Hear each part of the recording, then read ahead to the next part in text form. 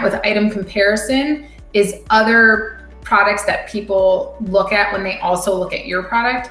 And alternate purchase behavior are the top items that are purchased outside of your product. So, if you're looking at your product, because you can also look at other people's products for that, but the alternate purchase behavior is the different products that they buy instead of yours.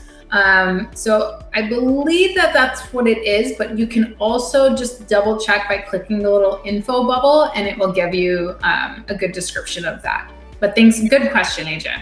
And I love looking at Amazon brand analytics and playing around with that. I love that they show the most clicked items for different keywords. It's a really great way to set up your product targeting ads. And if you're doing the retargeting or you're doing video ads, it's a great place if you reverse search that competitor and see what top keywords they're ranking for, and you're showing video ads on those pages, that's really good.